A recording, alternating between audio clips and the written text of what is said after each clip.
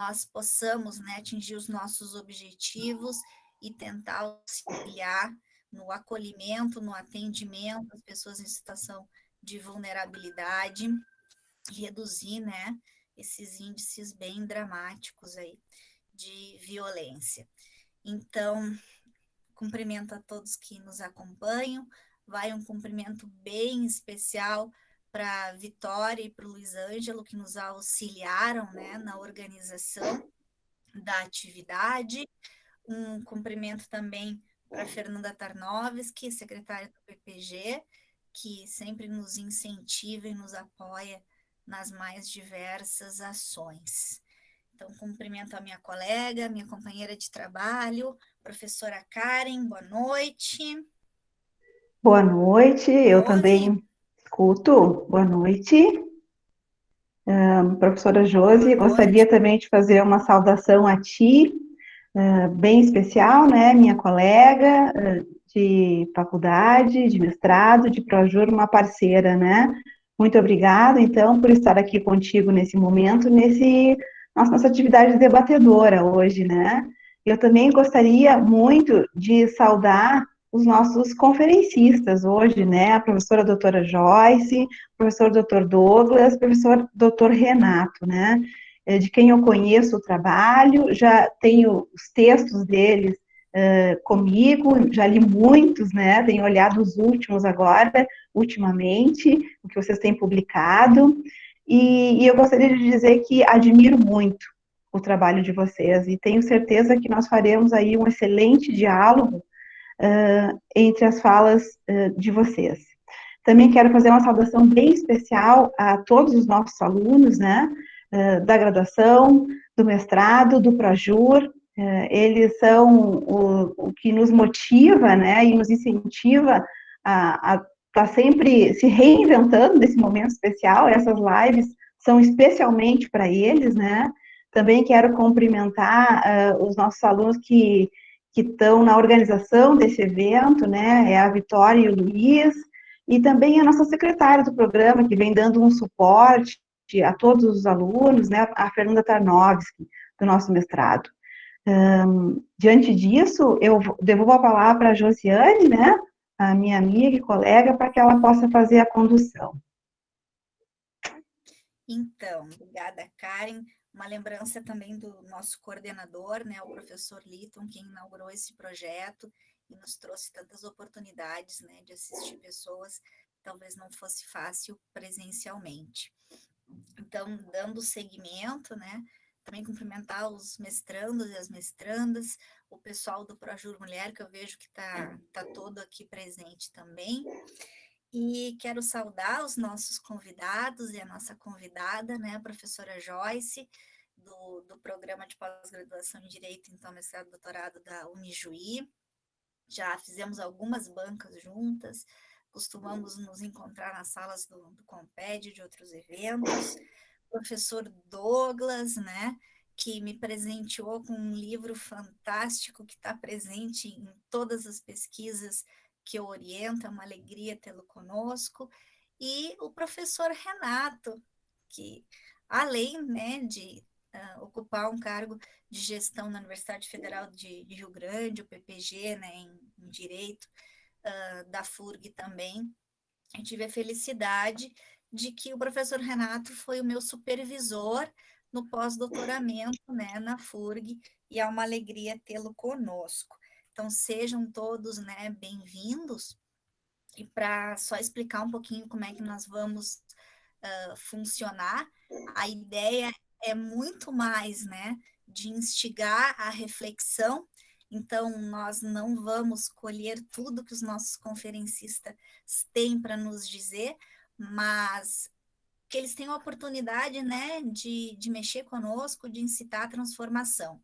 Então, nós vamos começar pela professora Joyce, na sequência, o professor Renato, e finalizamos com o professor Douglas.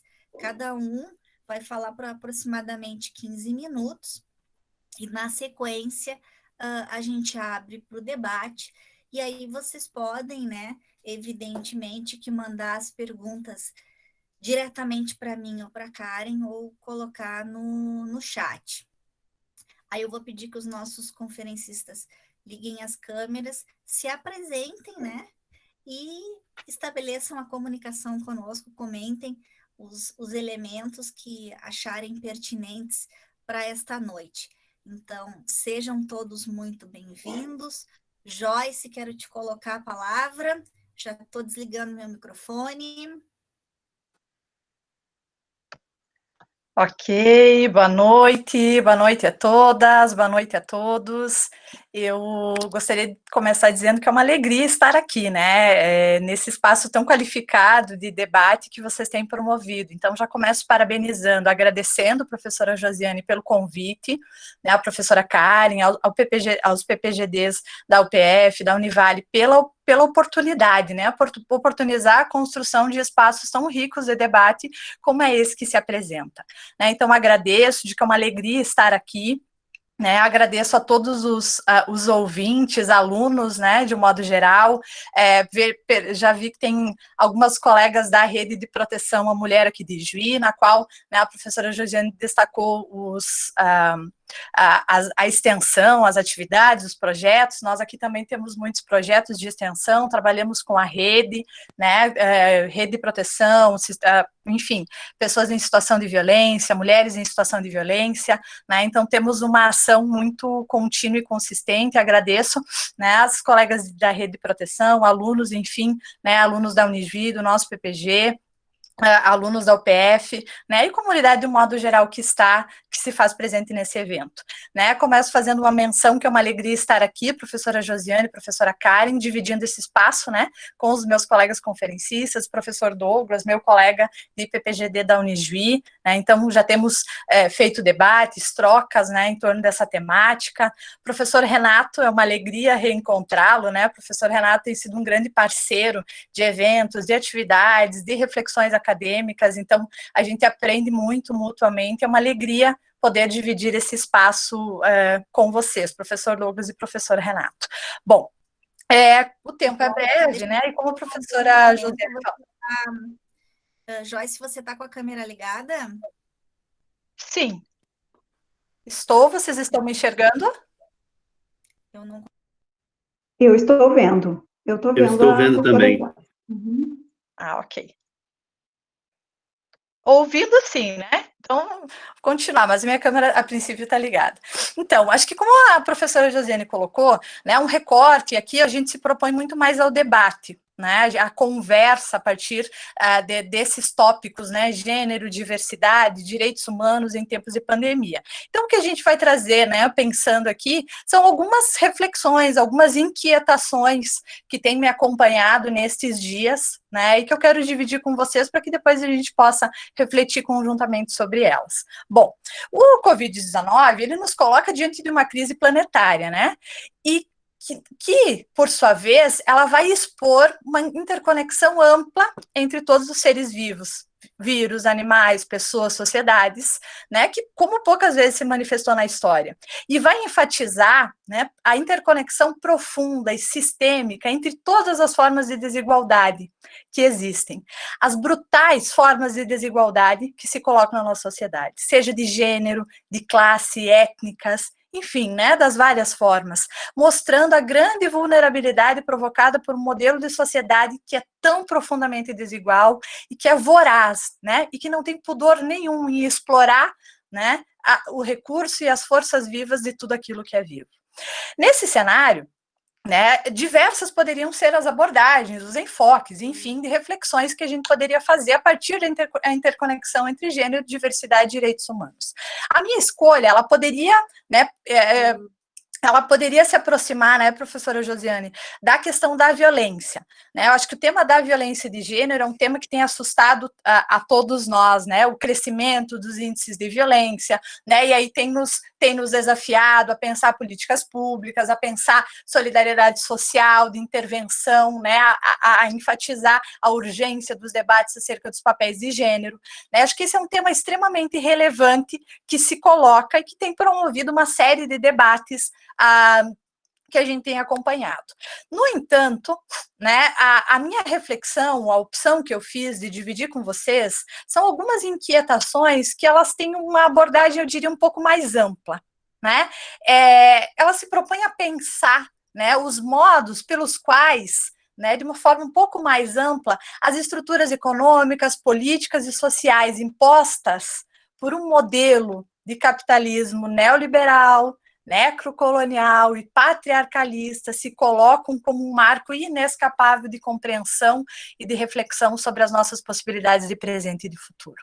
Então, a violência aqui, né, a desigualdade aqui, a partir da qual me proponho a refletir, né, as questões de gênero e direitos humanos na pandemia e diversidade na pandemia, é a desigualdade estrutural, né, a forma estrutural desse nosso modelo de sociedade que produz violência sistêmica. Né? Bom, diante disso, dessa opção teórica de dividir essas inquietações com vocês, né, eu vou destacar 3 aspectos relevantes, embora tendo plena consciência que eles não são únicos, que eles são limitados, né, e que eles são, enfim, como toda condição de capacidade de pensamento que se dá especialmente durante a vivência de determinados períodos históricos, como o que a gente vive na pandemia, né, mas eu acho que esses 3 aspectos, eles são relevantes para pensar essa imbricação, gênero, diversidade, direitos humanos, pandemia. Né? E elas são importantes também, esses 3 aspectos, para a gente pensar, né, quais são as nossas tarefas pesquisadores, juristas, cientistas, né, e pessoas, de um modo geral, diante dessa situação. A primeira questão, né, que eu quero destacar é de ordem econômica e política. Né? E trazendo à tona aqui algo que as ecofeministas, as feministas latino-americanas, as feministas negras, né, feministas insurgentes já vêm afirmando há algum tempo. O sistema econômico capitalista, particularmente nessa etapa neoliberal atual, ele tem uma relação destrutiva e de dominação com o planeta. Essa relação ela se sustenta por uma lógica violenta na qual a marca patriarcal é central. Há aqui uma imbricação entre capitalismo neoliberal, expropriador e patriarcado.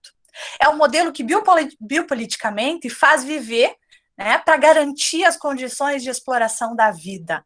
E não tem pudor nenhum em deixar morrer, fazer morrer, né, para que essas condições de exploração da vida e de tudo que é vivo se mantenham. Existe uma dinâmica e um fundamento comum entre capitalismo neoliberal e patriarcado, selado no empreendimento colonial racista, que a gente tem chamado de patriarcalismo. E é esse ethos devorador, né, que devora corpos, que devora territórios, que abusa dos ciclos de regeneração dos recursos naturais, que abusa de outras espécies, que explora, precariza a vida de enormes contingentes de seres humanos, particularmente mulheres, pessoas LGBTs, negros, migrantes, populações indígenas, idosos, né, que agora estão se colocando numa condição discursiva pública de descartabilidade. Então, esse sistema é o sistema a partir do qual nós precisamos pensar direitos humanos, gênero e diversidade. A gente pode considerar, né, que o coronavírus é, de certo modo, um produto dessa lógica de domínio espolhador. Né? A partir desse olhar que eu quero dividir minhas provocações e inquietações com vocês. E que, portanto, ele produz uma tragédia, né, que não deveria nos pegar despreparados. Né? Por quê? Porque a possibilidade de um evento catastrófico como esse já era anunciada por diversos pesquisadores da área lá do meio ambiente, né?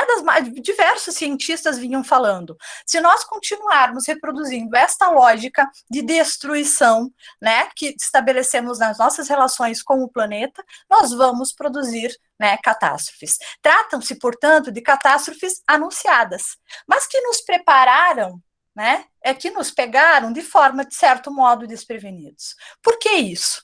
Né? Porque a mensagem não foi ouvida?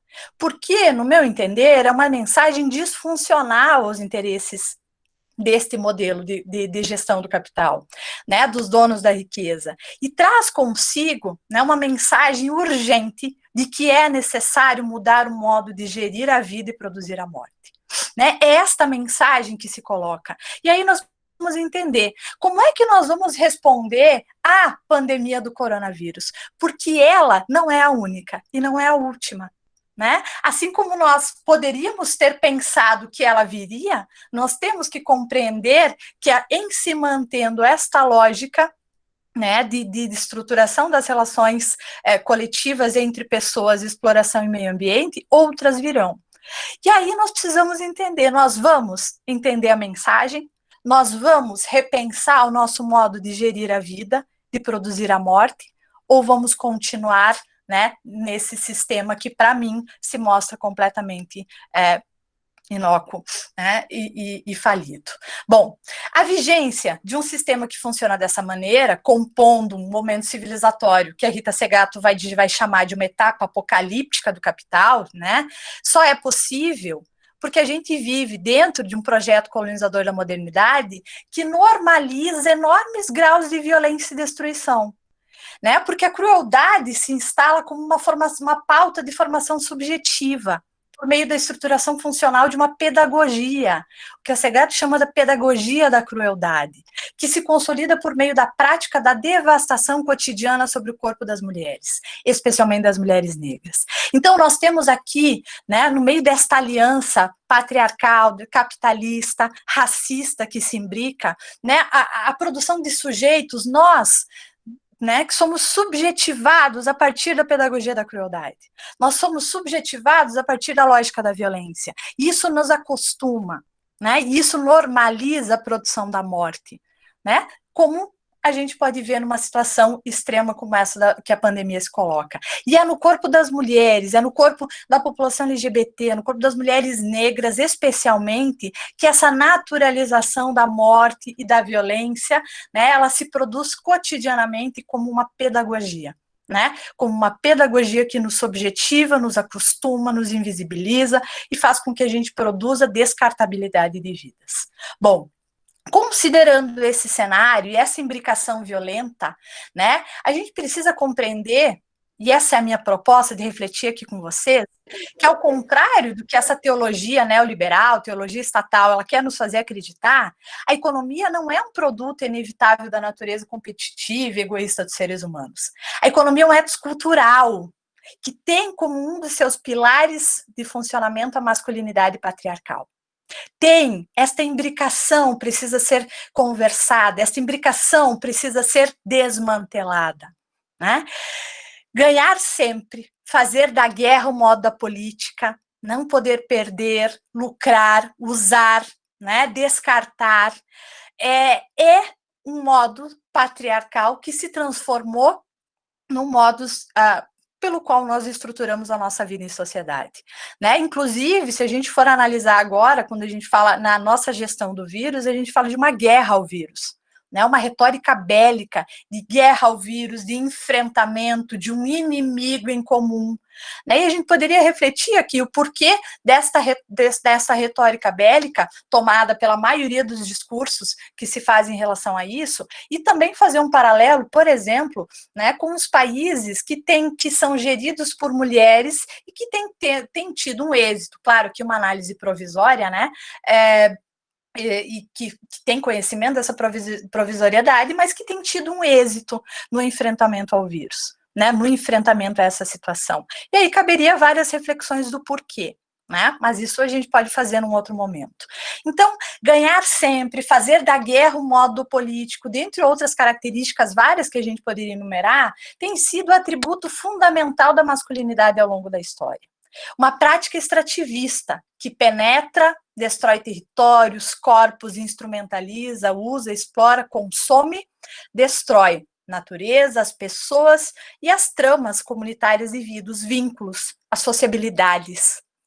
Esse capitalismo, né, que eu venho falando, que eu estou trazendo, né, para discussão com vocês, ele está em guerra contra a vida, contra algumas vidas mais do que outras. A Rita Segato, a Silvia Federici, são algumas autoras que falam de uma guerra contra as mulheres, né? E para mim, essa pandemia, ela é uma das consequências nefastas dessas guerras cotidianas, porque são guerras cotidianas contra as mulheres, contra corpos negros, né? Contra indígenas, contra migrantes. E aí a gente poderia enumerar quem são os nossos inimigos e com quem nós travamos guerras cotidianas de destruição.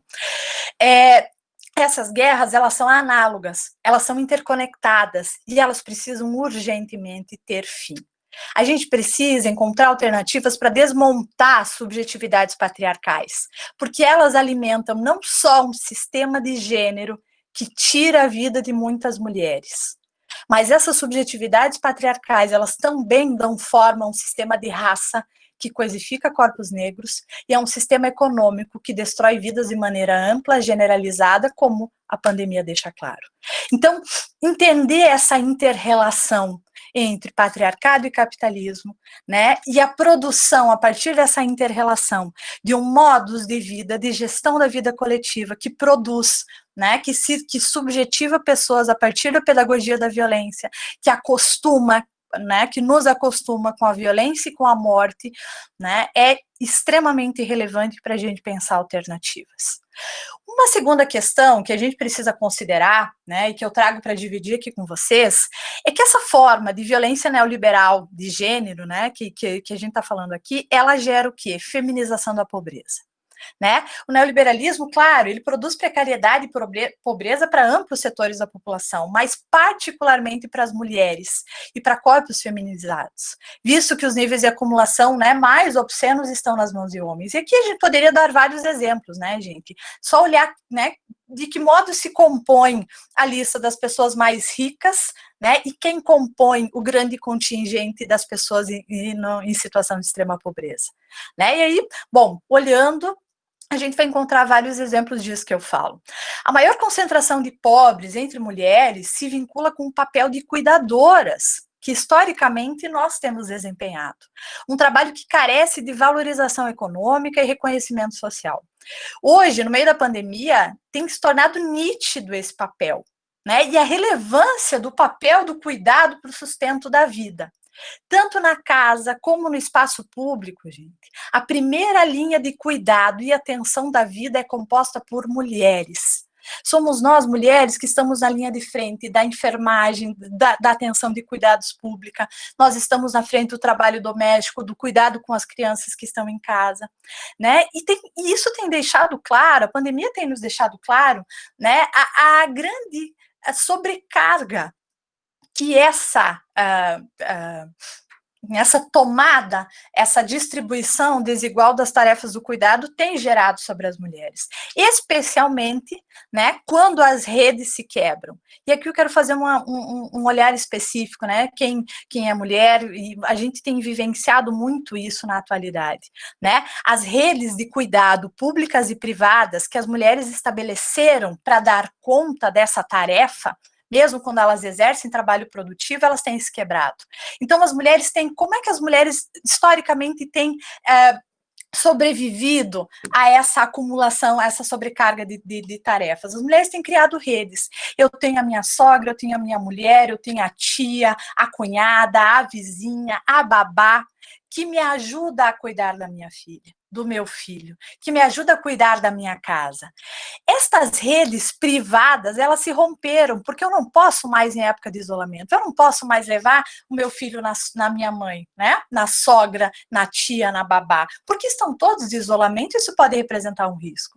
Assim como as redes privadas se quebraram, as redes públicas de cuidado se quebraram. Então, não há a escolinha, a professora, a tia, né? A escola, a creche, né, que também são espaços compostos predominantemente de mulheres. Então, ao romperem-se essas redes que as mulheres constituíram para se auxiliar na divisão dessas tarefas, na sobrevivência a essas tarefas, há uma enorme sobrecarga. Né? E esta sobrecarga produz violência, porque ela produz exaustão, né? Ela produz adoecimento, e a gente precisa pensar sobre isso. E aqui reside o cerne de um projeto político feminista, que eu quero trazer e refletir com vocês, que tem que ser anticapitalista, antirracista e anticolonial, e que o nosso tempo nos exige nós pensarmos.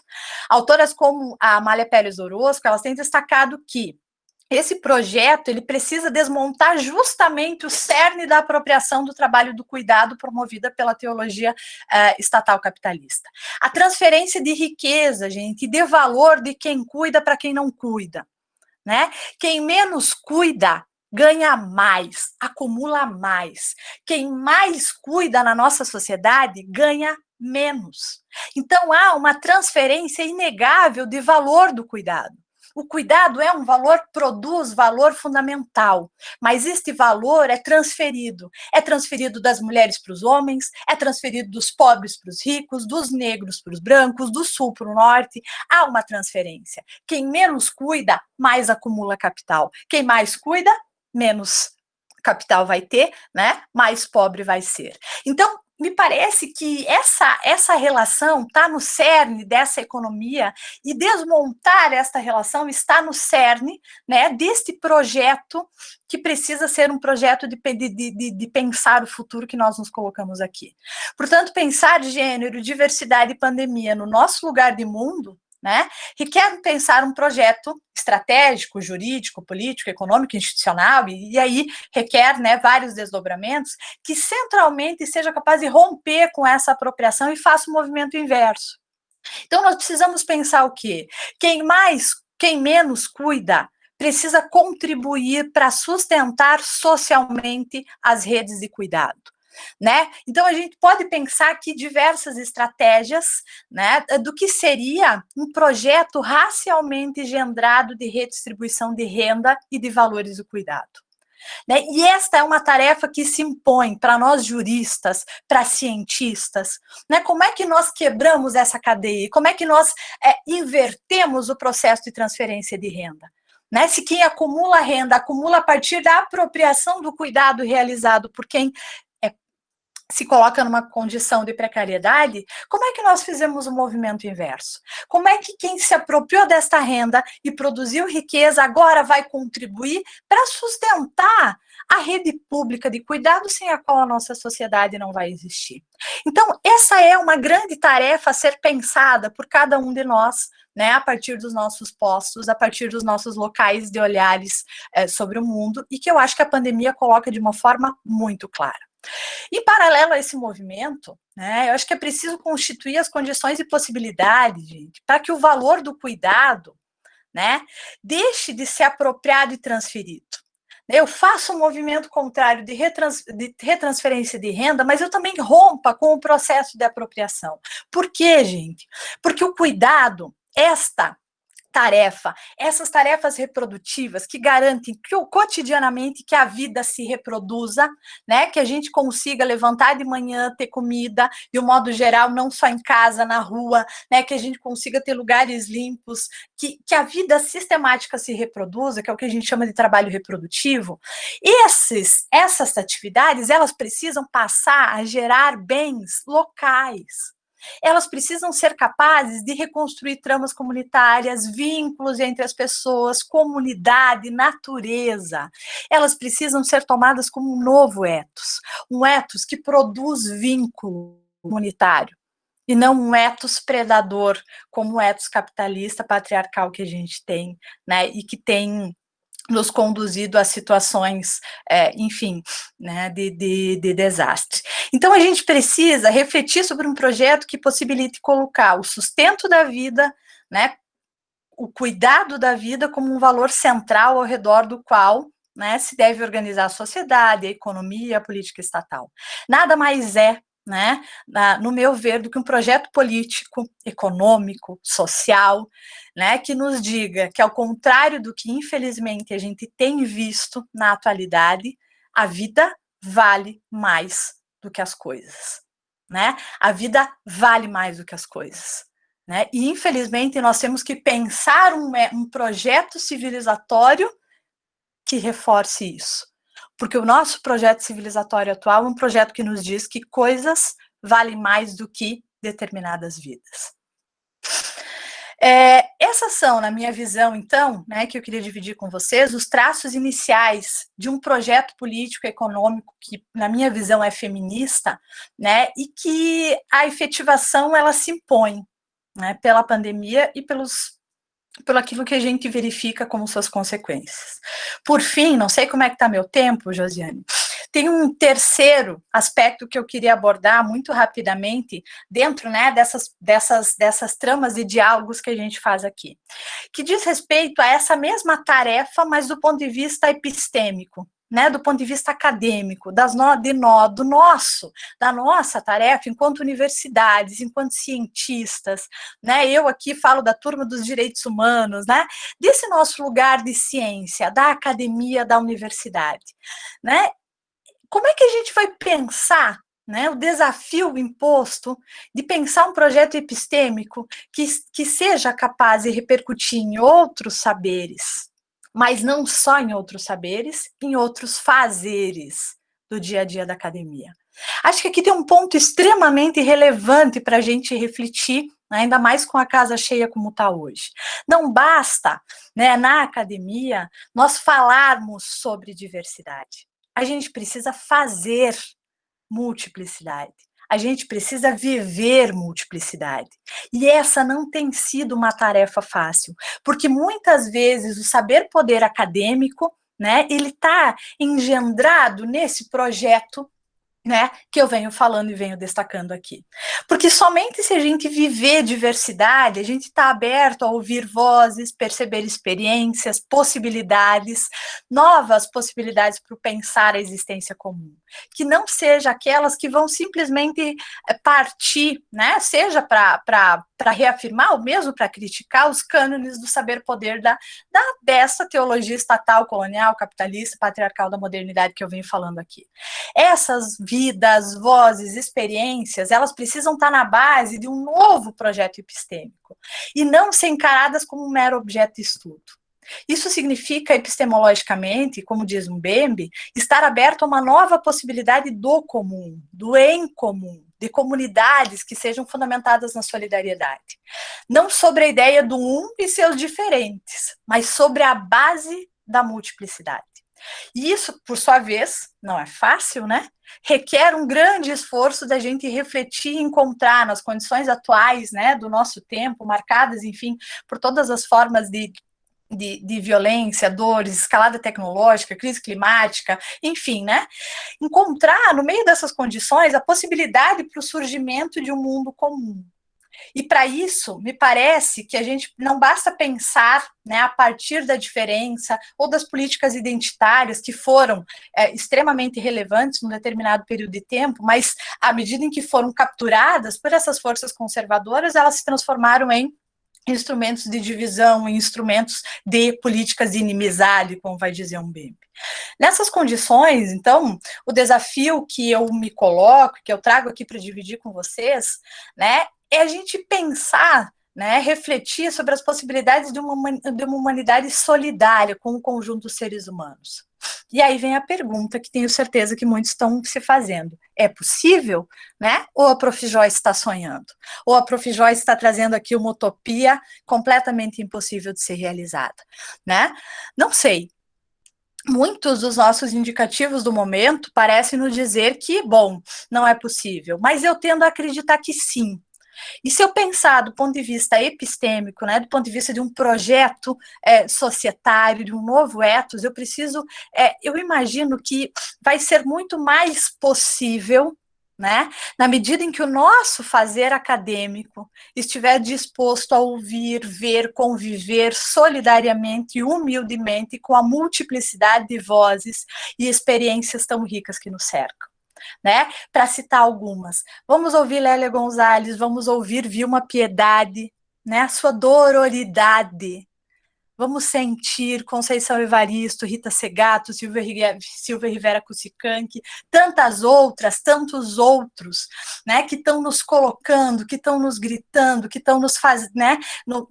Nos questionando, que essas multiplicidades de vidas, elas têm que deixar de ser, né, como muitas vezes são, do alto do nosso privilégio acadêmico branco, né, e eu falo aqui desse lugar patriarcal e hegemônico, né, que essas vidas não sejam nossos objetos de estudo, mas que elas se transformem nas condições e possibilidade de novos saberes, né, que a multiplicidade seja a base da construção do nosso saber e do nosso fazer. Só assim, eu imagino que temas como gênero, multiplicidade, direitos humanos e eu trago aqui interseccionalidade, né, vão deixar de ser meros objetos de estudo, meras categorias teóricas, né, como muitas vezes a gente, ao longo do tempo, considerou. Porque é na vida cotidiana, gente, que elas se materializam. Se eu pegar o conceito de interseccionalidade, é no corpo negro lá do menino Miguel, né, que caiu lá do 9º andar, esfacelado no chão, morto, que a interseccionalidade, ela grita, ela se materializa, ela deixa de ser um conceito teórico, né, para produzir vida e morte. Ela grita, né? Porque lá eu tenho uma mãe negra, empregada doméstica, realizando de forma precária as tarefas de cuidado, né? Que não retém, enfim, todas as condições do que a gente pode chamar, né, do conceito de interseccionalidade e que a gente tem discutido nos direitos humanos. Então, esse corpo morto, esse corpo violado, esses tantos corpos violados, eles gritam. E acho que é esse grito que a gente precisa estar atento para ouvir. Mais do que ouvir, a gente precisa ser capaz de compreender.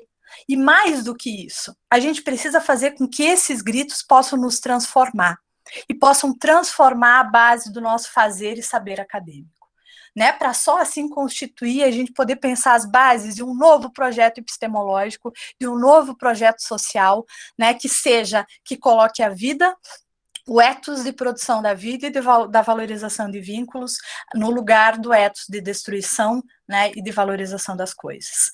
Por fim, né, para ir acabando, não há direitos humanos sem paz, não há paz sem justiça, e não há justiça enquanto vidas negras, vidas de mulheres, vidas de pessoas LGBTs, tantas vidas continuarem sendo marcadas cotidianamente pelo ethos econômico, político, social e epistêmico da descartabilidade.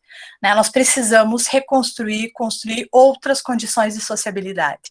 E que o isolamento social, enfim, né, para encerrar, seja e nos possibilite as oportunidades de parar para pensar, né, sobre de que forma nós queremos continuar gerando a nossa vida em comum. Eu agradeço, não sei como é que eu estou de tempo, mas era isso que eu queria trazer inicialmente para dividir com vocês. Muito obrigada, professora doutora Joyce. Brilhante a tua fala, trouxe luzes para todos nós que estamos te ouvindo. De imediato, eu gostaria de passar a palavra para o nosso segundo conferencista, o professor Dr. Renato.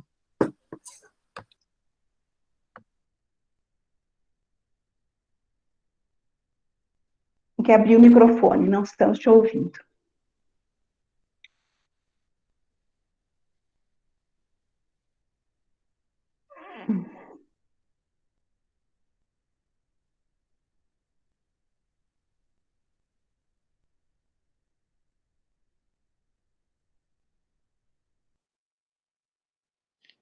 Me escutam agora? Sim. Te ouvimos, professor, por favor.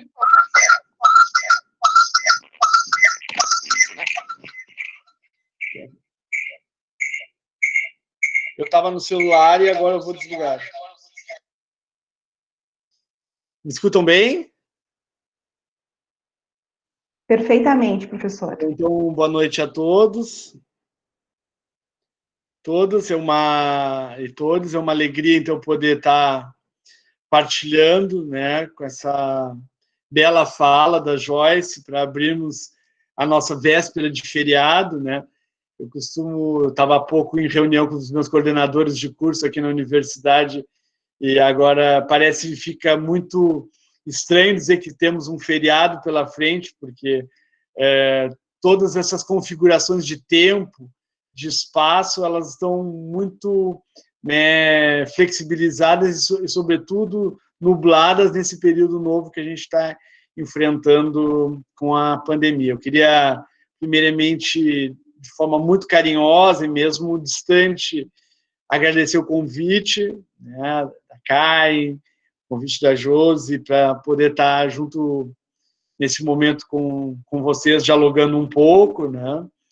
A gente tem feito alguns encontros desses, em alguns programas, isso tem sido muito bom, principalmente, eu acho, mais para mim do que para quem escuta, porque eu aproveito essa oportunidade para arejar um pouco a minha cabeça e não pensar absolutamente em gestão, e mais ainda depois de ouvir a Joyce, né? Porque eu tenho uma admiração muito grande pela Joyce, enfim, o Lucas estou conhecendo hoje, provavelmente terei a mesma que tenho pelo trabalho que o grupo da Joyce desenvolve lá na Unigi. Então é uma alegria, né, poder estar junto com vocês nessa noite, com uma véspera de feriado com mais de 200 aí espectadores, isso é super gratificante. E claro, né, eu preciso compartilhar com vocês que a minha alegria se torna mais redobrada por voltar a estreitar os meus laços com a UPF, com a Josi. A Josi é uma pessoa que é incrível, inacreditavelmente. Nós tivemos um período, estamos tendo um período de muitas atividades, mesmo depois das viagens, dos deslocamentos entre Rio Grande e Passo Fundo, que a Josi realizou no período que a gente esteve trabalhando juntos. Nós continuamos mantendo, né, o nosso trabalho acadêmico. Isso tem rendido várias parcerias acadêmicas, e eu penso que esse elemento é um elemento diferenciador, e me parece que para esse momento que nós estamos sendo desafiados, nós que trabalhamos com afetos, sobretudo trabalhamos no campo dos direitos humanos, e que os afetos são fundamentais nos nossos relacionamentos, não só em sala de aula, mas também nos nossos relacionamentos com as nossas atividades profissionais, e eles ficam, de uma certa forma, um pouco, né, desconectados em relação a essa dificuldade de proximidade. Estar podendo vê-los é, para mim, um grande júbilo. Então, aproveitando o momento da fala da Josi, sobretudo quando ela menciona as vidas que estão sendo perdidas durante esse período, nós temos tido relatos de várias pessoas, amigos, familiares, pessoas que a gente quer bem, que têm perdido familiares, têm perdido companheiros, nesse período tão gris, tão cinza que temos vivido no nosso planeta, mas sobretudo no Brasil, especialmente, vê-los é reconfortante. Então, agradeço muitíssimo essa oportunidade de diálogo, e parece que combinamos, eu e Joyce, na nossa fala, porque a Joyce colocou, né, como se diz na linguagem coloquial do esporte, colocou a bola para mim, porque realmente nesse momento o que eu pensei em trazer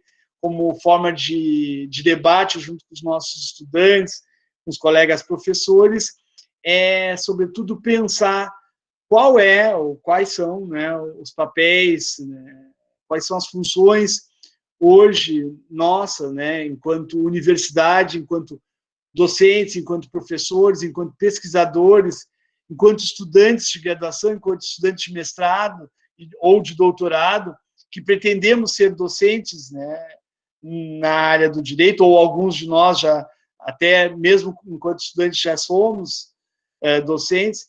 Qual será o nosso papel dentro desse cenário pandêmico, desse cenário de emergência, que muito bem traçado pela Joyce descreve um cenário que foi construído por nós, seres humanos, mas, sobretudo, qual é esse cenário que se vislumbra pela frente dentro dessas temáticas que são absolutamente pertinentes, colocadas nesses diálogos virtuais, que são essas categorias que parecem, às vezes, estarem um pouco afastadas, mas que se aproximam por não só concepções teóricas, mas porque se aproximam muito do nosso fazer cotidiano, profissional, de quem labuta, de quem pesquisa, de quem estuda a área do direito. Então, gênero, sexualidade, diversidade, direitos humanos estão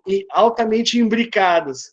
Então, a minha reflexão nesse momento com vocês, ela procura tentar investigar, sobretudo, qual seria o papel da educação superior, dos instrumentos, dos lugares que nós estamos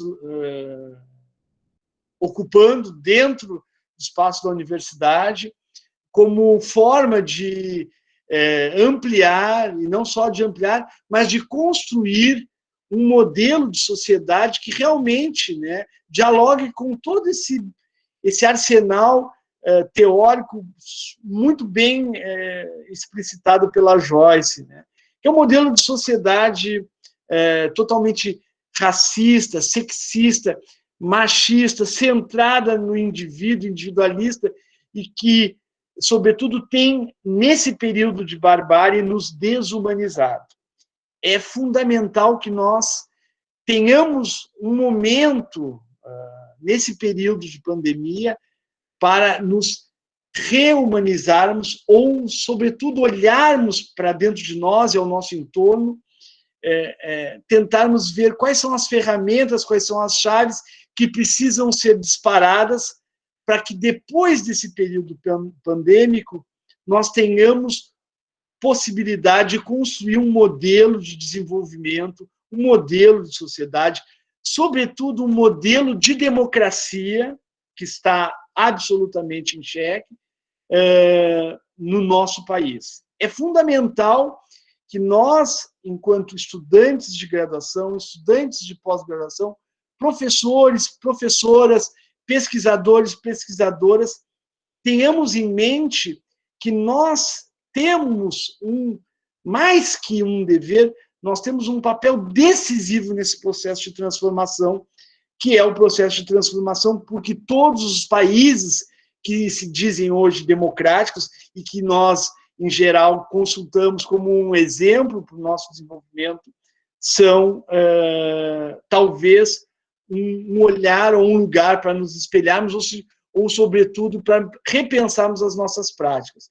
Não com uma cópia ou com uma simples reprodução de um modelo colonializado que seja adaptado à nossa realidade do Sul, mas sim para que, a partir desse olhar, para esse processo civilizatório que foi desenvolvido por longas gerações, nós possamos reacreditar nas formas democráticas, nas formas construtivas de alicerces que embasam toda a nossa Constituição Federal, sobretudo, que dizem respeito ao nosso sistema educacional, ao nosso sistema organizacional.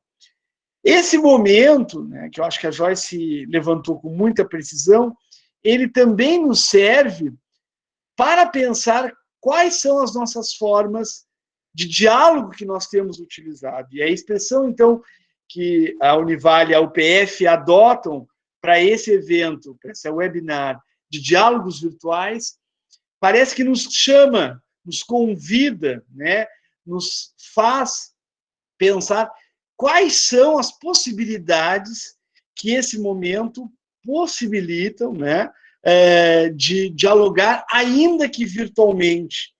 Embora, né, nós estejamos vendo um movimento, né, que já foi estudado por vários teóricos, várias teóricas, ultimamente a Butler, que é uma teórica que nós utilizamos bastante dentro das pesquisas lá na nossa universidade, ela tem feito um esforço importante, sobretudo para pensar esse conjunto de movimentos que têm sido realizados nas ruas, e nós, então, hoje conseguimos, mesmo num momento de pandemia, de emergência mundial de saúde, analisar esses deslocamentos desses corpos que se aproximam, mesmo num período de emergência sanitária, em defesa ou tentando acenar com vozes e gestos na defesa do que seriam, para todos nós, direitos humanos absolutamente consolidados. Porque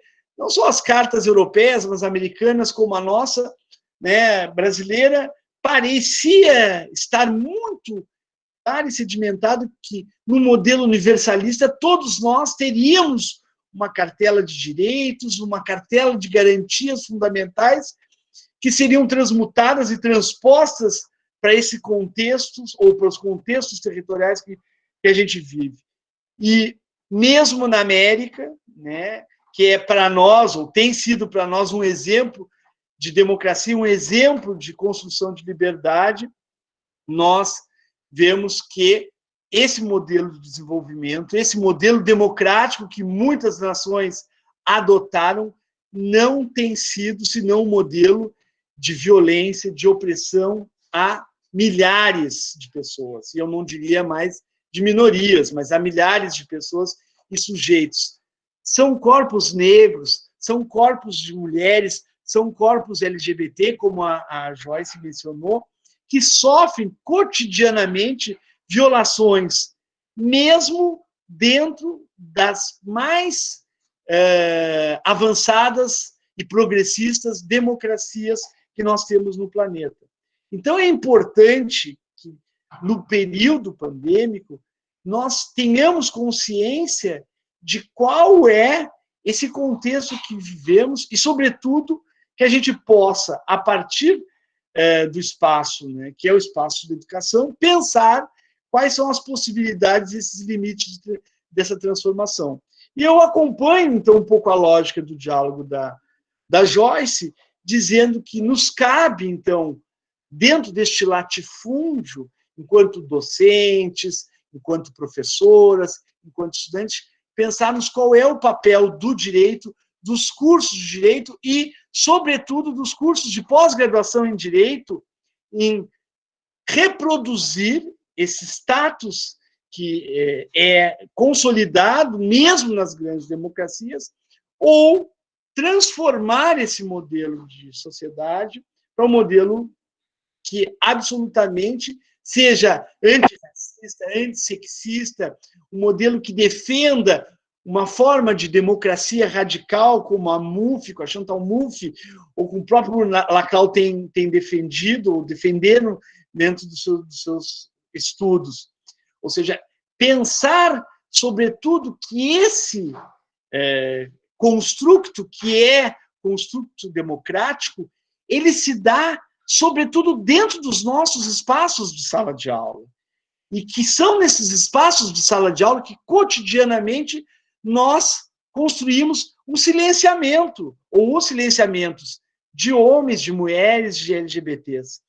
Se a gente fizer uma rápida análise da grande maioria dos currículos dos cursos de direito no Brasil e dos programas de pós-graduação em direito no Brasil, nós veremos, embora estejamos numa curva ascendente, positiva, de debates, né, que dialogam sobre as temáticas de gênero, sexualidade, democracia, nós vamos ver que no currículo oficial dos currículos de graduação, da graduação em direito, pouco ou quase nada é feito em termos de garantia de espaço, de legitimidade dessas temáticas. Se vocês fizerem uma análise simplificada, nós temos um projeto que está sendo trabalhado na nossa universidade, que é a partir de uma pesquisa financiada pelo CNPq, que detecta que, no máximo, 17% dos cursos das universidades públicas federais, porque esse estudo está calcado nas universidades públicas federais, dos cursos de Direito do Brasil, possuem disciplinas obrigatórias de direitos humanos. Vocês têm a dimensão do que é, num currículo de 5 anos de uma universidade pública, e algumas universidades públicas federais têm 6 anos de duração no Brasil, terem somente 17% de disciplinas obrigatórias que são ofertadas como conteúdo a disciplina de direitos humanos. Não estou nem me referindo a uma disciplina que seja optativa ou obrigatória, que realmente tem um recorte sobre direito e gênero, como, por sorte, nós, na nossa universidade, na FURG, temos há um tempo, em função também de pesquisadoras mulheres que enfrentaram um modelo altamente excludente, que é um modelo que determina também relações de poder. Aquelas relações de poder entre o macho e a fêmea, entre o homem e a mulher, entre o modelo machista e sexista que é totalmente construído dentro da universidade, ele se reproduz, para usar uma expressão bourdiana, se reproduz de forma tal e qual nos modelos construtivos que são os nossos cursos de direito no Brasil. E aí eu pergunto, se não pensarmos, sobretudo, sobre essa lógica, né, disciplinária dos conhecimentos, já que estamos num período de pandemia, em que muitas universidades estão sendo desafiadas a pensar, sobretudo, quais ações são compatíveis dentro desse contexto absolutamente desigual. E aí eu utilizo o meu lugar de fala, que são as universidades federais, as universidades públicas. Para quem não conhece, eu acho que eu sou o único que trabalha dentro da universidade pública, né? Nós temos hoje um contingente de estudantes de 80% a 85% que estão em situação de vulnerabilidade social e econômica, que não têm condição de acesso, que não têm condições de ter uma possibilidade de ter internet, uma banda larga, e, portanto, estão ou podem estar ficando alijados deste processo.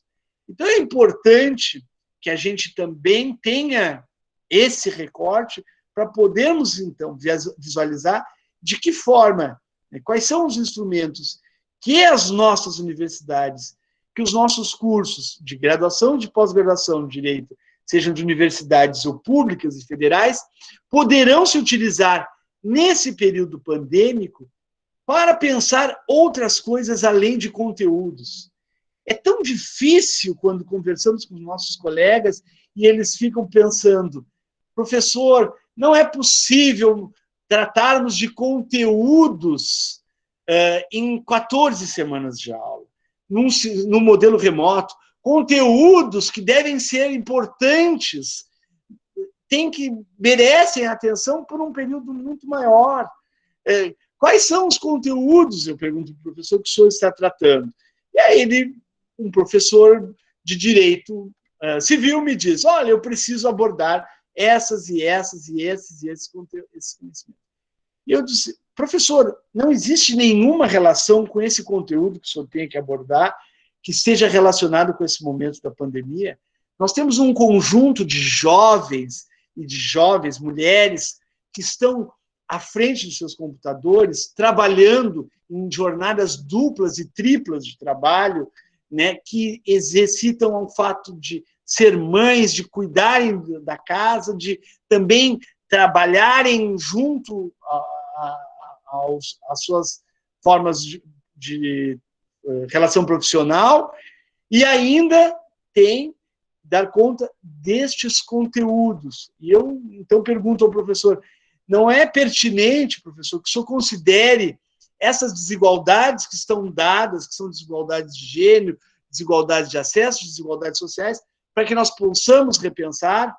Então, essas colocações, durante esse período de pandemia, elas fazem, sobretudo, ressoar que modelo de ensino nós estamos construindo dentro das nossas faculdades de direito e dentro dos nossos programas de pós-graduação. O que nós pensamos, ou que profissional nós queremos formar, que perfil de egresso, que perfil de mestres e doutores nós estamos preparando para esse modelo, porque, seguindo a possibilidade de pensar que o espaço da escola, o espaço da universidade é um lugar de profanar, como já disse, né, o La Roça, se é um lugar de transformar, como diz o Paulo Freire, é importante que também, neste momento, nós também saibamos escolher temáticas que desenvolvam essa capacidade de refundar um novo modelo de sociedade. É importantíssimo que, nesse momento, ainda que o Projur Mulher não possa fazer o atendimento presencial, ainda que o Centro de Referência em Direitos Humanos da FURG não consiga estar fazendo as suas saídas de campo, as suas visitas que aproximam os direitos humanos da comunidade, e que nós não consigamos, enquanto universidade, levarmos os nossos estudantes para dentro das escolas públicas para discutir sobre gênero, discutir sobre sexualidade. É importante, neste momento, nós pensarmos qual é, né, a concretude que o espaço virtual tem nos possibilitado para que a gente possa realmente transformar esse modelo de ensino. De modo que é absolutamente fundamental, daqui para frente, que nós tiremos alguns aprendizados desse processo de afastamento.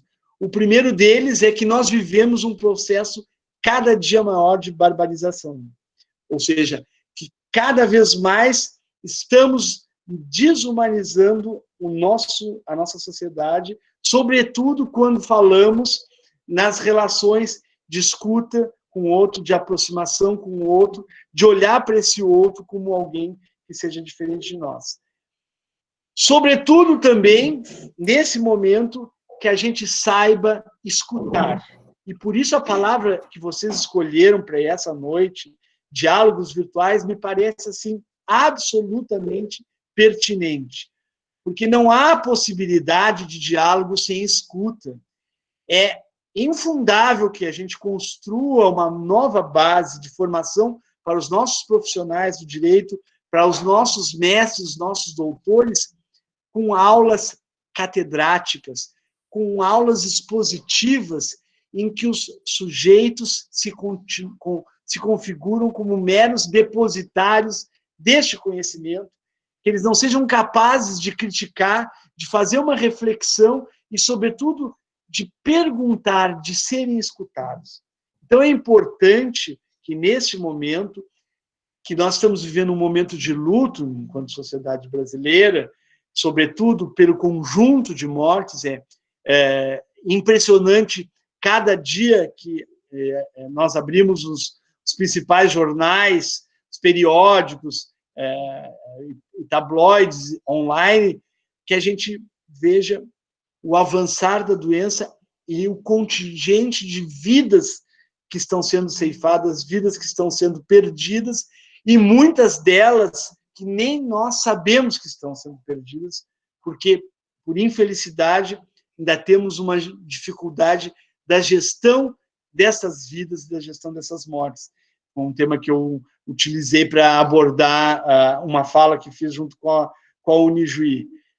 É então importante que a gente, nesse momento de luto, que a gente possa também entender quais são os nossos próximos passos para que a gente possa superar e construir, a partir destes momentos que estão sendo muito difíceis para nós enquanto sociedade democrática, avançarmos em prol de alianças. Porque é isso que nós deveríamos pensar daqui para frente. Quais as alianças? Com quem? Com que pessoas? E em que parâmetros? Em que sentidos? De que forma?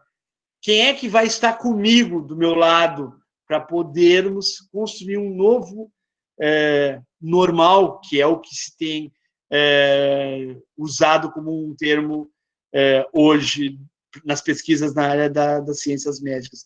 Mas um novo normal que pense, sobretudo, na potência que é, ou que está, talvez ainda latente e que precisa ser explorada, que é o espaço educativo.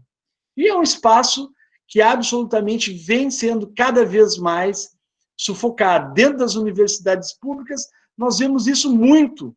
Gradativamente, nós temos visto ataques frontais às escolhas democráticas que estavam garantidas na nossa Constituição Federal. Então, é importante que a gente saiba respeitar esse espaço democrático, construindo democracia desde os bancos escolares da nossa universidade, desde o espaço em que escolhemos o nosso plano de ensino, desde o momento em que decidimos quais as pesquisas que nós queremos realizar com os nossos estudantes, com as nossas estudantes, desde o momento que nós também detectamos quais os principais projetos de extensão que a nossa comunidade está ao nosso entorno também necessita. Eu vejo, e aqui eu gostaria de encerrar minha fala, né, esse como um grande desafio. Nós temos visto nas instituições privadas, nas instituições públicas, um grande esforço para mostrar a importância da ciência, um grande esforço para mostrar o papel das universidades como um lugar de defesa da ciência, um grande esforço para construir frentes, das mais variadas frentes de enfrentamento à violência, frentes de enfrentamento à doença, frentes de possibilidade de pesquisa nas mais variadas áreas, mas eu vejo, né, ainda muito tímido o nosso movimento, que deve ser um movimento também pensado para agora, de qual é o papel do ensino de graduação e de pós-graduação, o que nos cabe neste momento enquanto professores, enquanto docentes, enquanto mestrandos, quais são as nossas pesquisas, para que as nossas pesquisas servem, por que elas precisam estar sendo construídas. É um momento para que a gente possa refletir, sobretudo, qual é o papel do direito dentro desse modelo de sociedade e, sobretudo, claro, do ensino do direito. Porque ou o direito continuará sendo, e não sou eu que estou dizendo, são vários estudiosos que estão dizendo, um instrumento de opressão, ou o direito servirá como um instrumento emancipatório. E aí eu me junto ao Boaventura de Souza Santos, que defende, sim, a possibilidade de um direito emancipatório. É possível que tenhamos um direito emancipatório, mas é primeiro necessário que nós tenhamos em mente que, para que esse direito emancipatório surja, que nós deveremos, nas academias, na sala de aula, construirmos um novo direito, uma nova forma de fazer esse direito, uma forma dialógica, uma forma de escuta que incentive as formas alternativas, que aproxime o direito da comunidade, que afaste o direito da litigância, ou seja, um direito que ainda, sob meu ponto de vista, ainda está por vir, ainda está por se construir. É importante que tenhamos em mente que esse período da pandemia, que tem causado esse conjunto de perdas para todos nós, especialmente que sentimos muito mais, nós brasileiros, dentro do contexto planetário, muito bem traçado pela Joyce, que nós tenhamos em mente que o direito tem um papel fundamental, que o ensino do direito tem um papel fundamental, porque é a partir do ensino do direito que nós formaremos novos advogados, novos magistrados, novos promotores de justiça e, portanto, novas estruturas, novas instituições de judiciário que estejam comprometidas com a democracia, estejam verdadeiramente comprometidas com a democracia. Não basta que tenhamos simplesmente lapsos momentâneos de defesa democrática das instituições que operam o campo do direito. É fundamental que essa concertação seja algo não só escrito, mas seja algo presente. E não é, sob meu ponto de vista, não é possível isso sem construir na graduação e na pós-graduação uma base sólida para refundarmos esse modelo de ensino. Então, essas são algumas das minhas interrogações que eu queria compartilhar com os colegas e obviamente, muitas talvez não tenham resposta, algumas nós já estamos construindo ao longo das nossas jornadas, porque eu sei que todos nós somos lutadores, defensores de direitos humanos e construímos projetos de ensino, construímos projetos de extensão que desenvolvam essa perspectiva, defendemos, né, Joyce, defendemos, né, Josi, dentro do COMPED, a permanência de um GT sobre direito, gênero e sexualidade, marcamos esse território como um território importante e, assim, aos poucos, vamos dando um passo de cada vez em rumo, ou tentando rumar a uma democracia um pouco mais, né, clara, um pouco mais radical, que é o que a gente pretende e sei que todos nós pretendemos. Obrigado, fico à disposição do nosso diálogo e agradeço muitíssimo de coração por estar presente fico muito feliz de poder realinhar os nossos laços, que nunca são perdidos, na verdade, com a Universidade de Passo Fundo, que tenho mais proximidade especial com a Josi, e espero que tenhamos muitas oportunidades, porque precisamos pensar a interdisciplinariedade, precisamos pensar esses lugares que nós estamos construindo virtualmente, para que quando nós voltarmos, eles não se percam e a gente continue nesse movimento constante de luta. Seja uma luta epistemológica nas pesquisas, seja uma luta virtual, ou seja uma luta nas ruas quando novos cenários forem mais favoráveis. Obrigado, gente, e agradeço a oportunidade. Professor Renato, muito obrigado pelas colocações, e realmente, né, a Joyce abriu um caminho para toda essa fala, e aí alguns alunos aqui comentaram, o Roberto falou, né, que por vezes tem a impressão que as pessoas entram e saem da universidade sem mudar nada, né, só aproveitam aquilo que pode reforçar o seu próprio ego. Então, enfim, né, se é possível mudar, colocou exatamente em nós a responsabilidade e não atribuindo para outras áreas, para outras pessoas, né? O que nós podemos fazer, né? O que nós, professores, o que os nossos cursos de direito, o que nós, acadêmicos, né? E na linha, né, do que a Joyce tinha dito, de que os nossos programas de extensão, os nossos projetos de pesquisa não trabalhem com as vulnerabilidades como objetos, né? Mas como espaços de transformação, de parcerias, de formação, de diálogos, né? E o porquê não fazemos mais ou porquê não fazemos diferente, né? É a pergunta que fica. Muito obrigado pelas reflexões, sobretudo no dia de hoje, né?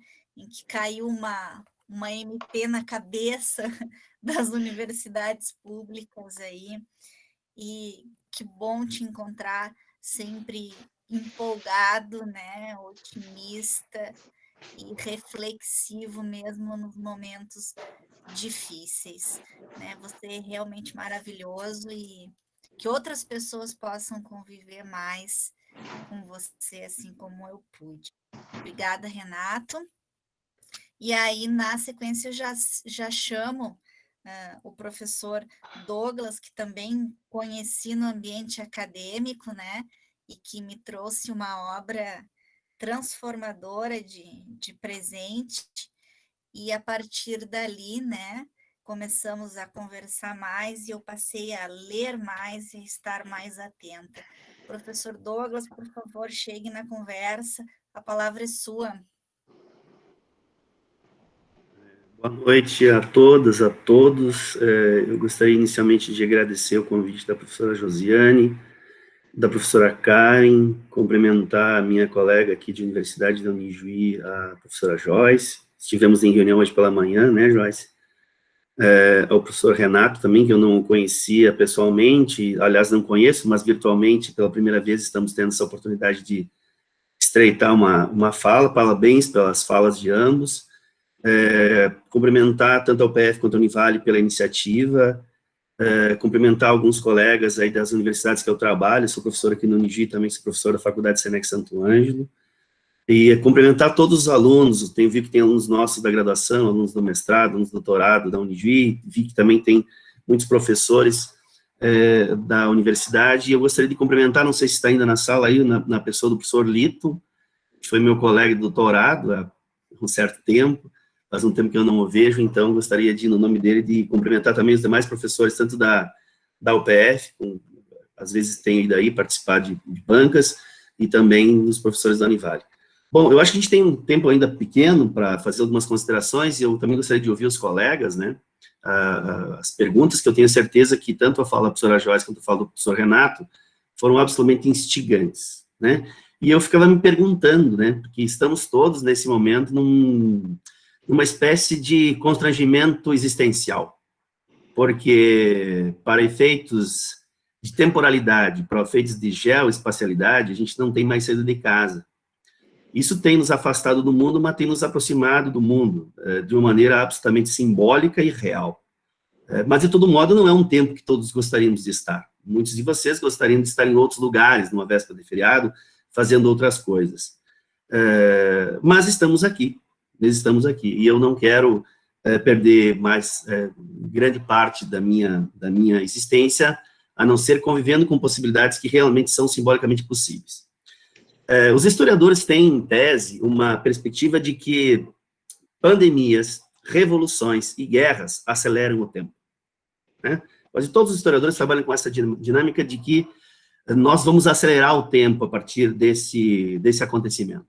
Não há dúvida nenhuma que experiências digitais serão aceleradas, uma nova orientação sobre a concepção de trabalho, sobre a concepção de home office, concepção de contato com o outro vai significar diversão, tudo vai ser alterado e vai ser profundamente modificado do ponto de vista real, mas também do ponto de vista simbólico, do ponto de vista subjetivo. Ou seja, nós estamos diante de uma possibilidade de pensar o futuro de uma maneira completamente diferente do que vimos pensando o futuro até agora. Eu diria, a partir de uma perspectiva de Lipovetsky, que o futuro se presentifica. Nós estamos trazendo o futuro para o presente. Ou seja, aquele futuro de 10, 20 anos que se daria lá para frente está sendo colocado para nós. Como a discussão é muito vinculada à diversidade de gênero, e eu respeito muito a fala dos professores, da professora e do professor que me antecedeu, e, de certo modo, eu aqui poderia, dentro desse conceito, poderia quase ser o opressor, né, Joyce? Porque eu sou um heterossexual, eu sou um homem, então eu sou a fala do professor, acho que foi por isso que eu fiquei por último, e com menos tempo de fala, né, porque eu sou o opressor. Eu colocaria na condição de uma forma diferente, né? Vou partir da literatura, e eu vou falar 10 minutos, e eu quero ouvir os colegas que aí se prepararam para nos ouvi-los. A Simone de Beauvoir tem um texto que é muito pouco conhecido, inclusive, para grande parte da literatura, que chama-se Todos os Homens São Mortais. É um livro de literatura, não é um ensaio sobre sexualidade. Nesse livro, a Simone de Beauvoir comenta sobre um personagem chamado Conde Fosca. O Conde Fosca, ele era uma pessoa impetuosa, ele era muito ambicioso, e ele queria encontrar a imortalidade. Ele queria ser uma pessoa que não morria. Ele queria fugir da história, ele queria ser um ser fora da história. E ele manda grande parte dos seus serviçais procurarem a fórmula, a mágica da eternidade, da vida eterna, e depois de muito tempo ele encontra, um dos seus serviçais encontram numa montanha a fórmula com um mago.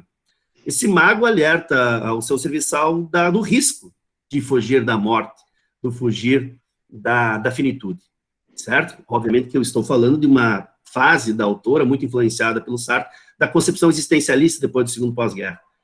E ele, apesar de todos os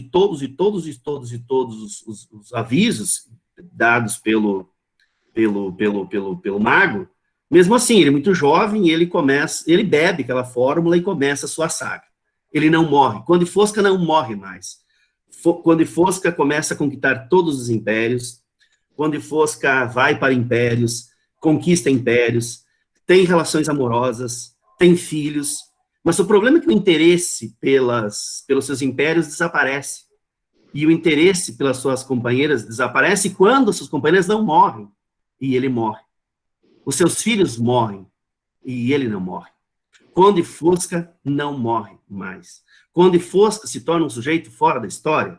Conde Fosca se torna alguém que é impossível de controlar o tempo. Conde Fosca não tem tempo. Portanto, Conde Fosca não tem obrigação de tomar decisões.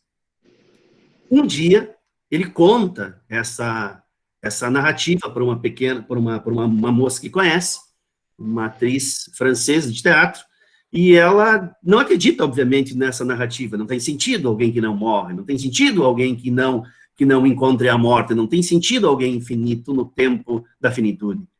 Mas, por ele contar com muita capacidade, vários e vários enredos, várias e várias possibilidades, que, de certo modo, permitem com que ele é acreditado na sua verbalidade, ela diz, mas por que você está triste? Você está triste porque você não morre? E ele diz, O tempo na minha mão é como areia. Eu tento pegar, mas ele se esvai. A areia passa pelo meio das minhas mãos sem que eu tenha capaz de ter controle. Por que eu comecei falando desta passagem que me ocorreu até agora há pouco? Porque este tempo de mundo nos coloca diante da morte. Este tempo de mundo nos obriga a pensar sobre a finitude. Este tempo de mundo nos obriga a pensar sobre a temporalização do tempo. O que é o passado, o que é o presente, o que é o futuro. Pois bem, eu estava traduzindo essa semana um texto do professor Ferraioli, eu escrevi para ele me mandar um texto sobre a questão do coronavírus. Ele mandou um texto que eu traduzi, vai ser na nossa revista aqui da Unigi Direitos Humanos e Democracia, chamado O que ensina o coronavírus, certo? E ele diz, o que o passado nos ensina sobre a pandemia? O que o presente nos ensina sobre a pandemia? E o que o futuro nos ensina ou nos espera da pandemia? Nós tivemos muitas oportunidades para refletir sobre as perspectivas altamente dramáticas com que a sociedade já construiu problemas. Nós matamos 60 milhões na Segunda Guerra Mundial. Tivemos uma grande oportunidade de construir instituições, conceitos e possibilidades melhores depois da Segunda Guerra Mundial. Construímos algumas coisas, mas construímos também outras coisas que a própria professora Joyce já anunciou, de incapacidade econômica, de distribuição completamente diferente de bens, e a produção sobre novos olhares, novas formas das diferentes vulnerabilidades. Pois bem, eu vou tentar, a partir dessas duas relações entre finitude e temporalidade, discutir uma categoria que me parece que é a categoria estruturante, e vou fazer isso, como eu disse, em 10 minutos, como havia dito.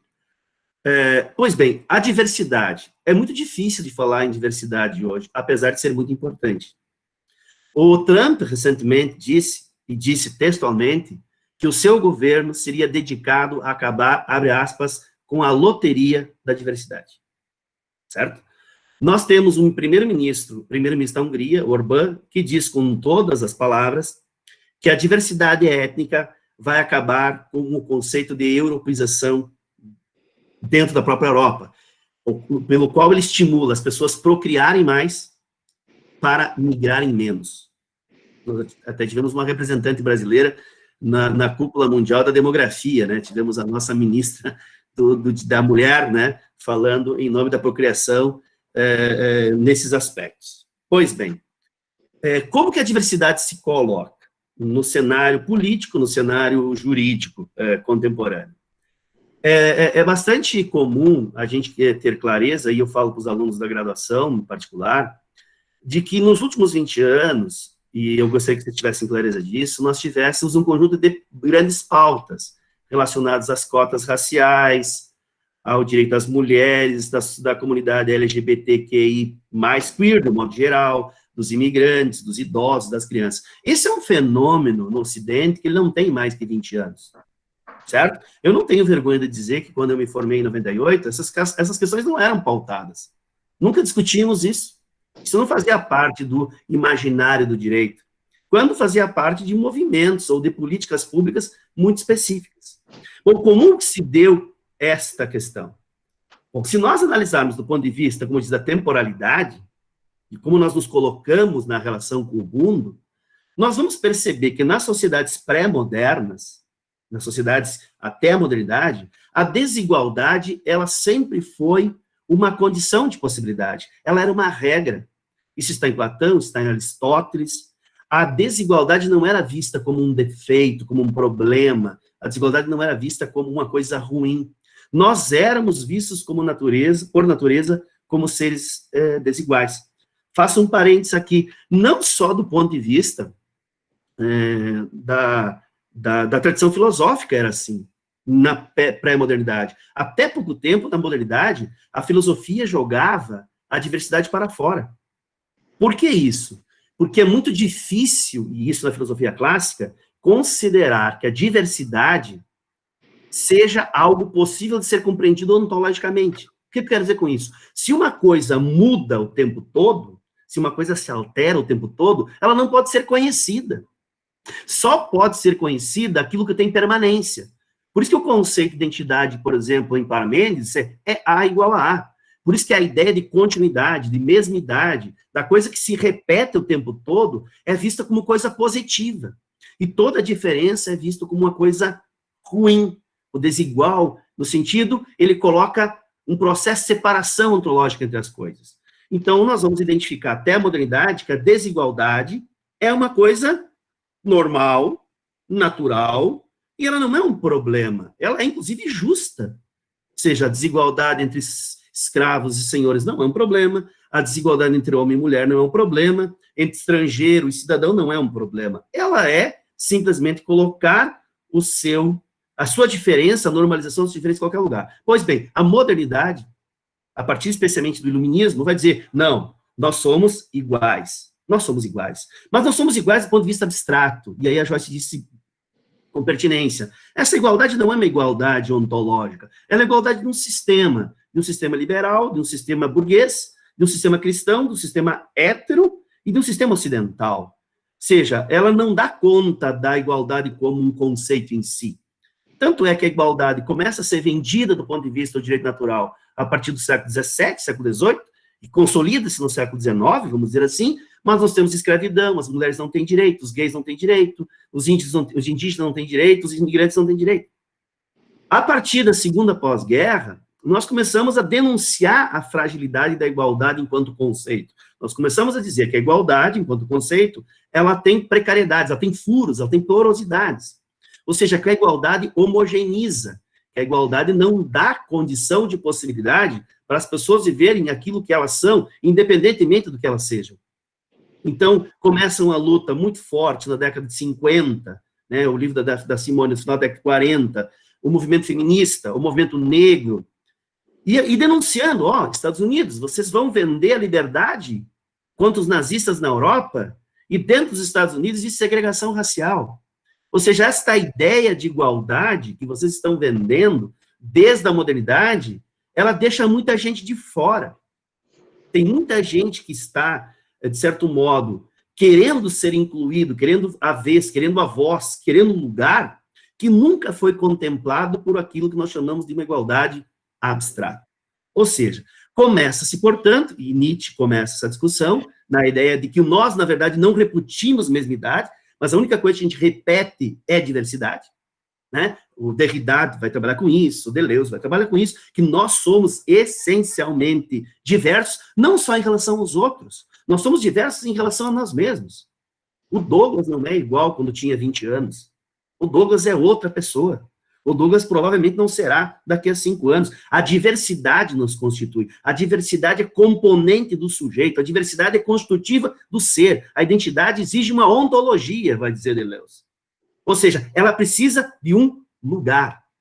Pois bem, esse campo teórico começa a ser montado na década de 60, 50, 60, né?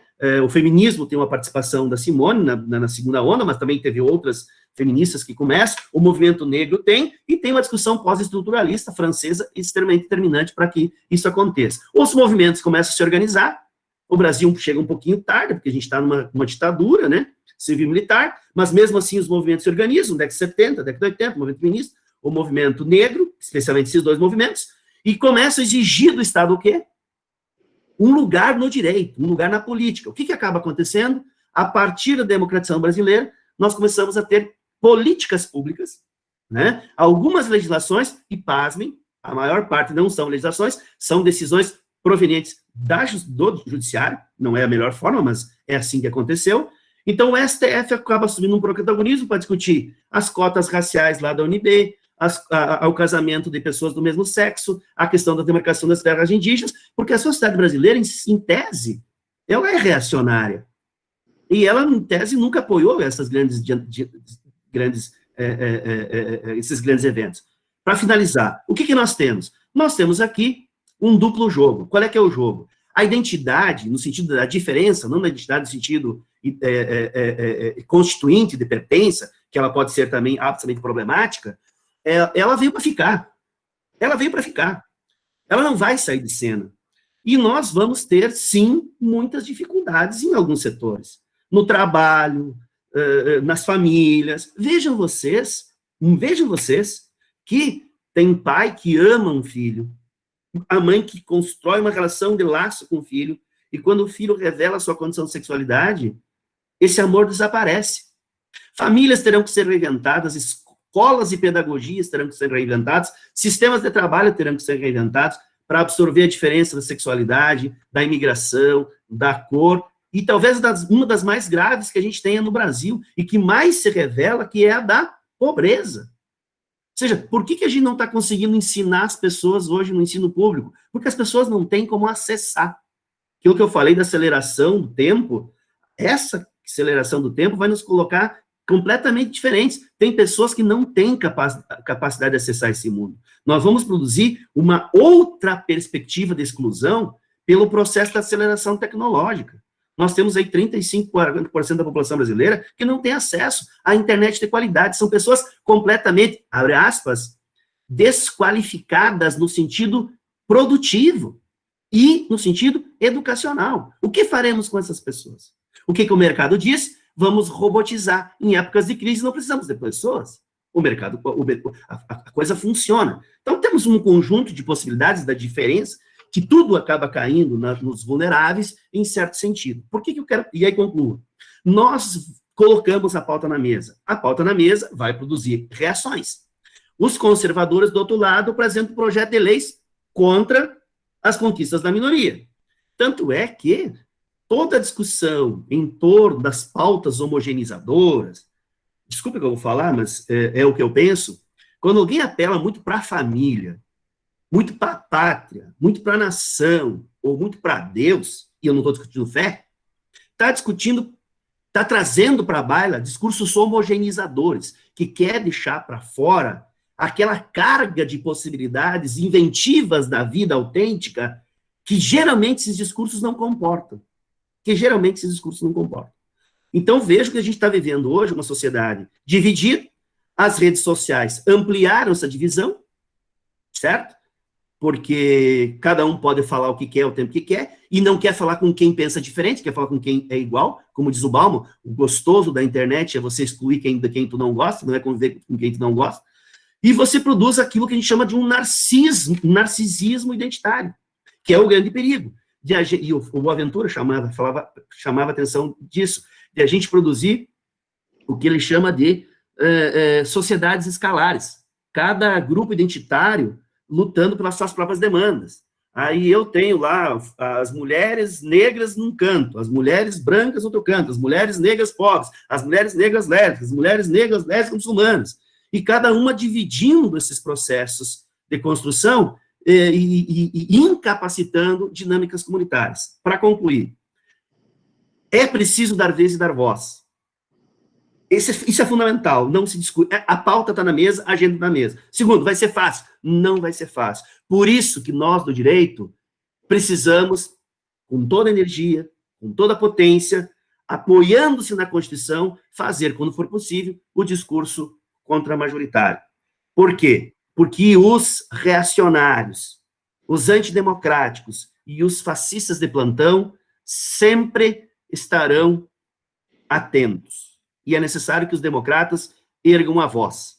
Aqueles que não falam, simplesmente por não falarem, já estão nesse contexto errados. Então, eu gostaria de deixar esse recado para dizer que a diversidade, ela começa a ter um lugar somente nas últimas décadas, como uma categoria filosófica, como uma categoria política e como uma categoria jurídica. Por isso que nós estamos aprendendo a lidar com ela. No direito, ela ainda é um não lugar. Mas, para vocês estudarem, se quiserem, vocês têm as ADPF 186, você tem um conjunto de ADINs que vão discutir todas elas, no âmbito do STF, a questão da diversidade. Não porque a igualdade não é importante, mas porque a igualdade tem que conviver de uma forma harmônica e de uma forma substancializada com as possibilidades de cada um de nós viver de maneira diferente viver de maneira igual a sua própria diferença. Obrigado, professora Josiane. Eu sei que nós estamos tarde, eu não queria me estender também, porque acredito que todo mundo já esteja cansado com as falas. Muito obrigado pelo convite mais uma vez. Professor Douglas, queria agradecer também imensamente a tua fala, né, que brilhante, nos brindou com uma discussão sobre desigualdade e que nos é tão cara, justo nós, né, que somos um dos países mais desiguais do mundo. Então, é um tema fundamental. Eu gostaria de falar um pouco mais sobre isso, mas em seguida eu vou passar a palavra para a Josi, para ela determinar, né, o que nós vamos fazer. Mas eu preciso, como o tema especial do professor Douglas foi em relação à desigualdade, e que eu gostaria muito de falar contigo sobre isso, eu também quero falar que adorei ouvir o professor Renato, né, nos colocando qual é o nosso papel, né? Vamos parar de falar assim tão abertamente nesses nossos diálogos e vamos nos concentrar no que nós podemos fazer efetivamente em relação ao que estamos vivendo. E também gostaria de falar em relação à professora Joyce, que o tema feminização da pobreza me encanta. Adorei te ouvir, é algo que nós temos que trabalhar fortemente, porque a questão do feminismo, né, que às vezes não é tão bem compreendida, ela precisa ser de todos. É uma discussão que tem que ser de todos, assim como a pobreza. Então, a junção dessas duas discussões teóricas são extremamente importantes. Os professores, então, nos brindaram com excelentes temas para debate. Josi, eu acho que nós vamos ter que rever o nosso horário, né, das nossas lives, porque ainda precisaríamos de muito tempo aqui de diálogo, né? E terminando a minha fala, antes de passar para a professora Josi, eu gostaria de também agradecer ao professor Daut, o nosso diretor da Faculdade de Direito, também o mentor, né? Toda essa proposta de diálogos foi dele, essa ideia, e realmente nós estamos felizes e aproveitando muito com os nossos conferencistas. Também agradecer ao nosso coordenador do mestrado em Direito, o professor Liton, por estar nos proporcionando esses espaços de organização, também junto aos nossos mestrandos. Tem sido muito importante esse trabalho também do professor Liton e da professora Josiane, à frente do Projur Mulher, a quem eu agradeço o convite, né, de poder participar com ela desse trabalho que ela realiza brilhantemente junto ao Projur. Josi. Então, realmente, né, o horário, quando nós marcamos às 9 horas, nós imaginávamos que viabilizaria a participação dos alunos que têm aula à noite, que é a grande maioria. E é evidente que nós sabíamos que as falas seriam, além de brilhantes, empolgantes, né? Mas, de fato, a gente só tem a agradecer que vocês aceitaram prontamente, mesmo sendo véspera de feriado, e que a organização do mestrado, né, nos acompanhou, a Ariane também, sempre atenta, Amanda, enfim. Nosso diretor, nosso coordenador, sem palavras, mas realmente, né, em função do horário, a gente prejudica o debate, que certamente seria extenso e muito rico a partir daí. Eu acho que isso abre caminho, né, Karen, para um futuro encontro desses três grandes, para a gente poder conversar mais e usufruir mais. Estamos aí em 20 para as 11, na véspera do feriado, e ainda com uma assistência presente, atenta, dialogando. Os elogios no chat, né, são absolutamente adequados. Foi maravilhoso ter vocês conosco. Não foi surpresa nenhuma, mas colocá-los os três na mesma noite foi assim, para mim, foi sensacional, né? Eu estou absolutamente agradecida e fortalecida para continuar o trabalho. Douglas, né? Você sempre com essas verdades tão cruas assim, que poderia doer muito, né? Mas a fala é sempre de incentivo que nos motiva a fazer alguma coisa. que a gente possa se encontrar os três não, na verdade agora os 5, né, mais pessoalmente, que a gente possa trocar mais informações, né, conversar mais, porque eu só cresço e me transformo cada vez que ouço vocês. Estou muito, muito feliz, muito feliz. Muito obrigada a vocês e a todo mundo que esteve conosco essa noite, né? Eu não sei, Karen, o que você entende, estamos extrapolando, né, o nosso horário. Acho que vamos ter que agradecer os nossos convidados e encerrar, né, essa webinar por aqui. É isso, né, Josi? É um agradecimento muito especial pela noite maravilhosa que nós tivemos, né?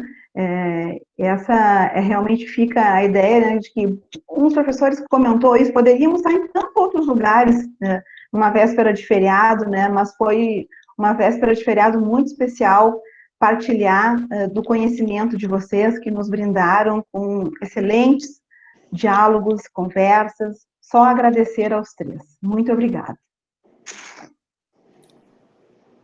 Obrigada, pessoal. A gente vai encerrar. Não sei se vocês querem dizer mais alguma coisa. Se podemos encerrar por aqui.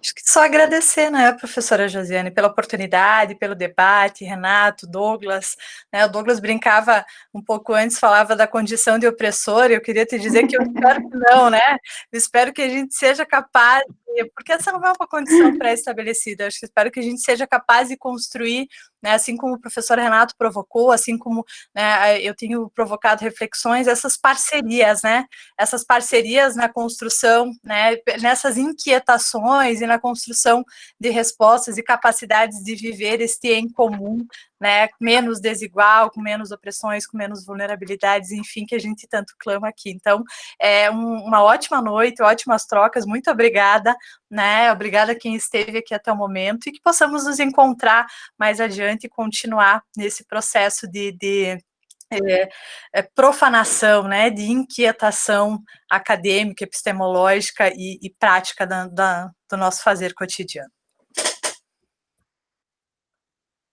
Também queria agradecer muitíssimo a oportunidade de poder dialogar com o grupo, com vocês da UPF, com a Joyce, com o professor Douglas, que eu não conhecia, um prazer também.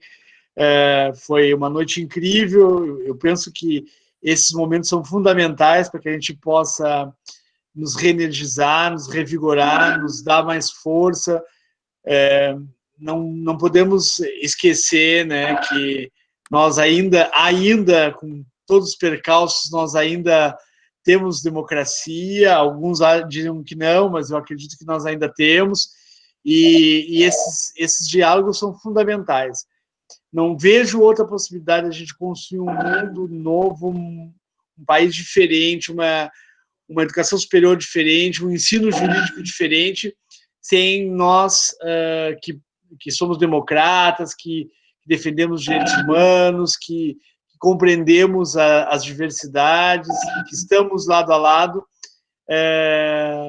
fiquemos de braços cruzados e tampouco não criemos essas oportunidades de diálogo. Eu penso que esse é o grande aprendizado dessa noite, né? Vocês vejam que nós tivemos uma noite aí com mais de 200 assistentes, de encher de alegria da UPF, da Univale, dos alunos de todas as universidades. Eu vi que tinham alunos também da FURG aí presente, de encher de alegria, de encher de esperança, né? Essa palavra que o Paulo Freire colocou muito bem como um verbo é tempo de esperançar. Esperançar é um verbo e nós precisamos esperançar. E eu acredito que esse momento é um momento para isso. Obrigado, gratidão por estar junto com vocês, bom descanso, uma ótima noite, se cuidem, não esqueçam de se cuidar, é fundamental continuarmos nos cuidando, porque é isso que importa, todas as nossas vidas importam. Obrigado, gente. Bem, viu, Josi, também muito obrigado, professora Josiane, pelo convite. Agradecer a todos os que estiveram presentes, alunas, alunos, a Joyce, ao professor Renato, dizer que obviamente, eu tenho uma divisão muito clara entre lugar de testemunho e lugar da teoria. Eu não faço testemunho no lugar de negro, nem no lugar de mulher, porque não estou nessa condição. Mas eu acho que todo acadêmico tem a obrigação de teorizar em nome de quem precisa fazer a defesa da vulnerabilidade. Isso vale para mulheres, vale para homens, vale para negros, vale para pobres, vale para indígenas. Essa é uma questão republicana que todos devemos assumir. E até porque é uma questão meio lógica, os conceitos são sociais. Os conceitos são sociais. Os conceitos são feitos socialmente por homens e por mulheres.